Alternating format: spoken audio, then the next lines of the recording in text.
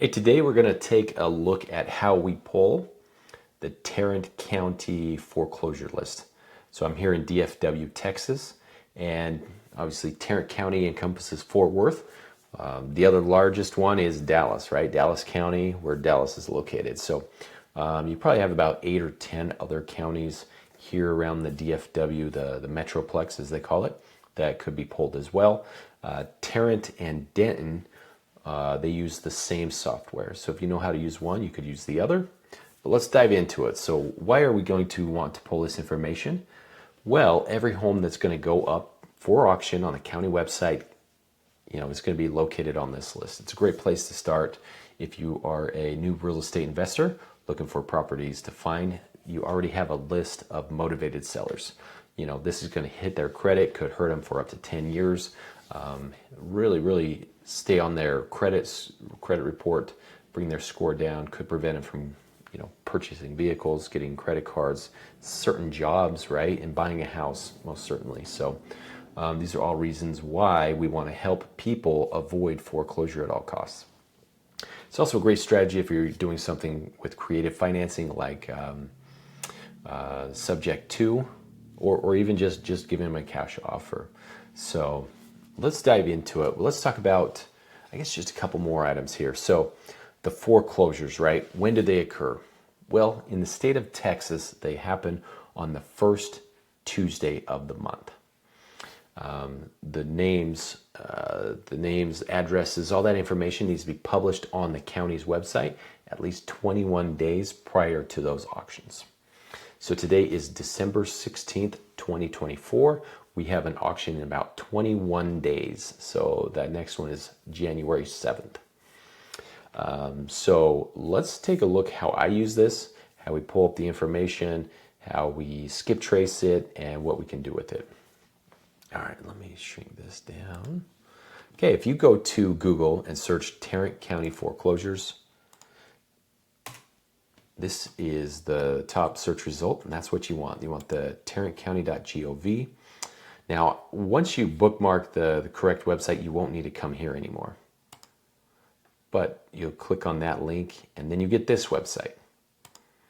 And what you'll do is change it to foreclosures. So right here, they already have a drop-down menu for foreclosures. And what I do, I just hit the orange search button. Some people go to the advanced search. You could actually put the month. If we want to see everything for January 2025, we can certainly do that. But I like the quick search, just leave everything on there and I'll sort it out on my spreadsheet. Okay, so once we do that, we get this page. Now this has the oldest file date on here. I like to click it 2 times and then it puts the most recent information first. So this is everything that was filed today, and then it goes back, you can see there wasn't anything, well, today's Monday, does that make sense? You get Friday the 13th on here, Thursday, but sometimes you won't see items at all for a day or two. Sometimes you get 10, 15, and this is a big one. Looks like they're pushing through a bunch of names to get them out there for the next auction. So let me show you how I take this data. Now you can come and click on the record here. It'll tell you the 2 people or 3 or 4, however many is on that mortgage, and then the address. This one actually has a physical address, right? If you were to take a letter to the post office, this is the address you're going to want to put on there. But it has the 2 parties right here. I don't think the 2 parties are that important. Usually when I'm reaching out, I can just put one name. So that's something to keep in mind if you're doing it manually or having a VA. You might as well have them grab both records.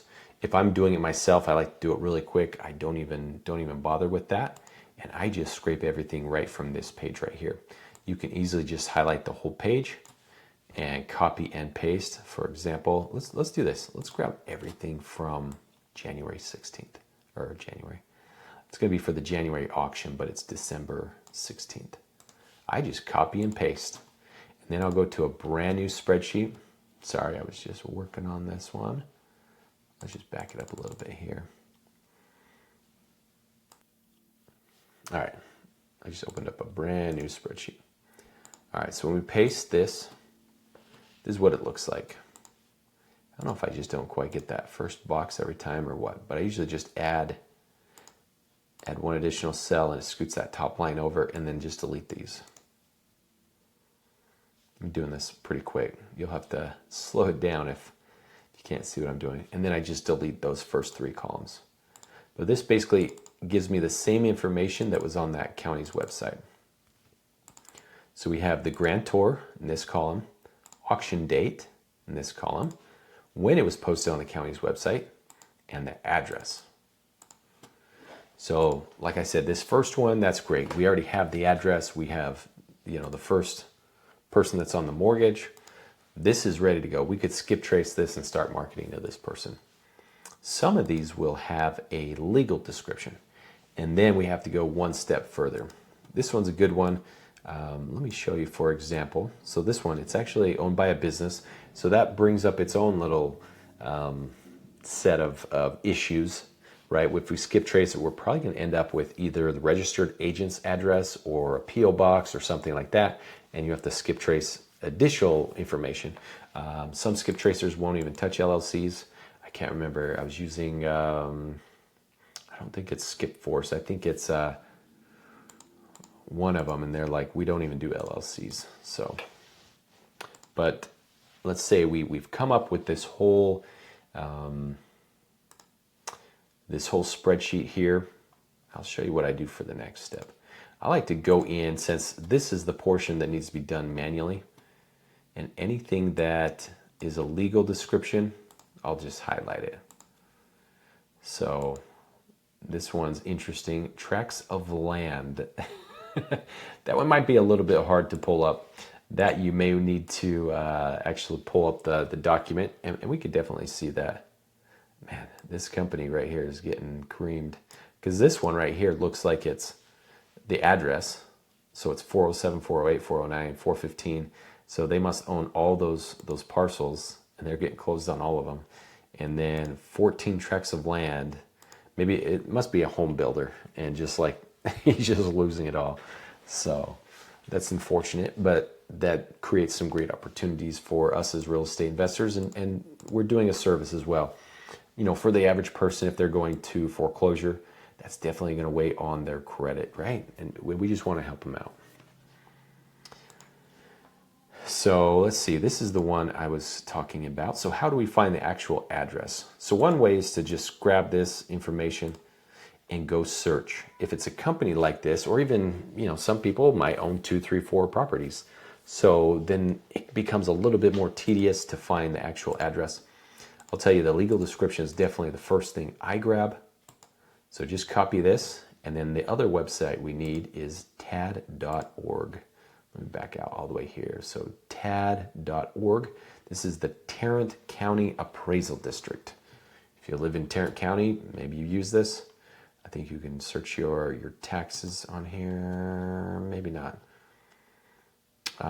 So we can actually search by the legal description. So in this case, let's do that. And sometimes it pulls up at the top, sometimes it's buried in the middle, sometimes it can't even find the right legal description, the right property. It just gives us gibberish. In this case, it is the very top one. Bella Ridge, Block A, Lot 12. You can see it kind of like flip-flops stuff. It's the opposite order from what you see on the Tarrant County's website. Over there it says Lot 12, Block A, Bella Ridge, Keller. I don't know why the two flip-flop it, but they do. So here you can click on anything in here except for the account number, and I'll just pull up like a quick view of that. If you do want more information, which I'd say, I'm trying to think. If it has the exact lot and block, you should be fine just grabbing the address right here. If you want to double check it, you can click right here, and it pulls up this whole page.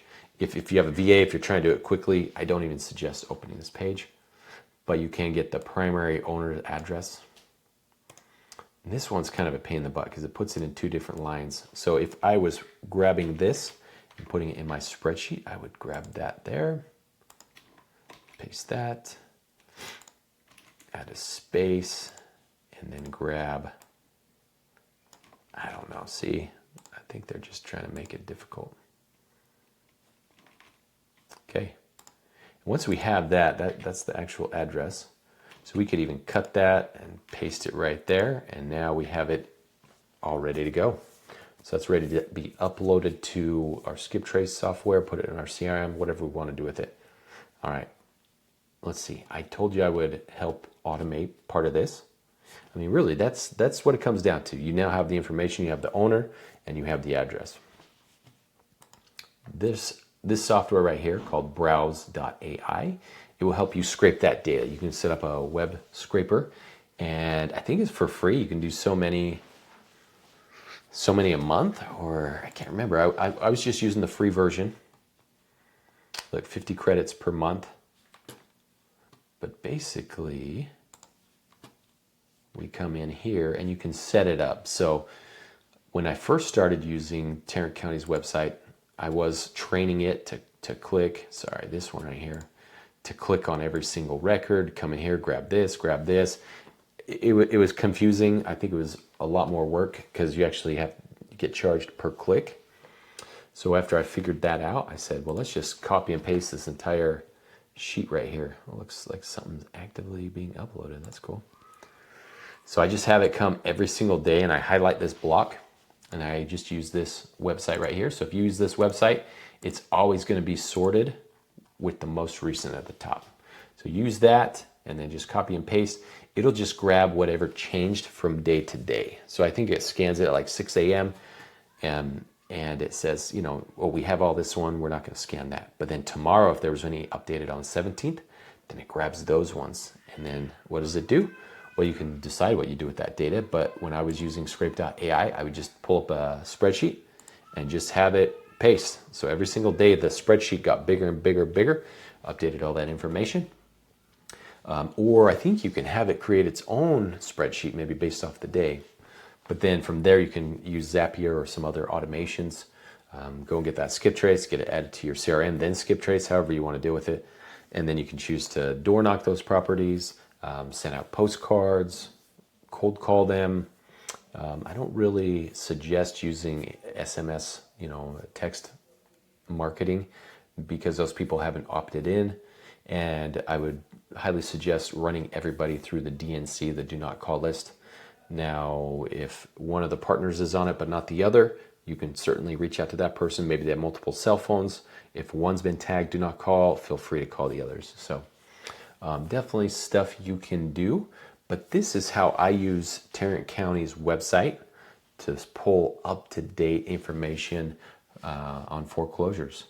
So again, you can pay for stuff. Roddy.com, they're great. They charge about $85 a county. This is quicker. You can get it before anybody else. Maybe you check it 2 or 3 times throughout the day. You're getting up-to-date information. You're out there actively driving around. You're going to be the first one knocking on that door. So there are some other tricks to find properties before they get to this point. But this is everything that's going to be going up for auction. There's websites like auction.com. I know if you go to Zillow, there's a filter you can put on there for stuff that's going up for auction. But this is going to have everything. Everything that's going to be going to the auction was at least posted on here once. Now, I can't guarantee, right? Let's do this. Let's back up here and go to a new search. Let's do the advanced search. Now, I can't guarantee that everything that was published on there. Oh, wow. How do we, geez, don't click on that. Oh, no, we don't want the date range. Okay, you still have to click foreclosures. I'm like, I don't see where to put the month. January 2025. Okay, so Roddy's is good about saying, now I don't think they even know, because sometimes people like the day of or the day before, they're trying to get those homes removed or at least push back 30 days so they don't go to auction. But they're good at creating an entire list of properties that were once flagged and could potentially go to auction that month. So right here we have, let's expand this. I'm not going to be able to tell you how many without exporting it. I guess we could export it. Let's see, because I am curious. And that latest one that isn't quite done yet, they're trying to sneak it in. Let's go here. Let's open up another tab. And let's see how many. Sorry if you can hear my kids in the background, but let's see. Didn't like that. Too much information, I guess. All right, there we go. Took just a second to load.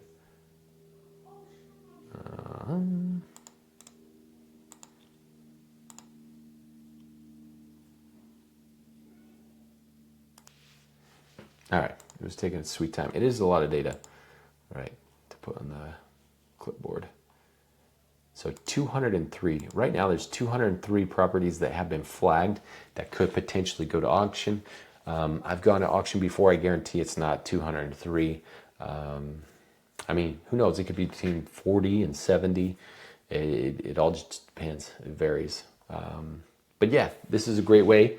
This is how I use Tarrant County's website to scrape and pull foreclosure data on a daily basis.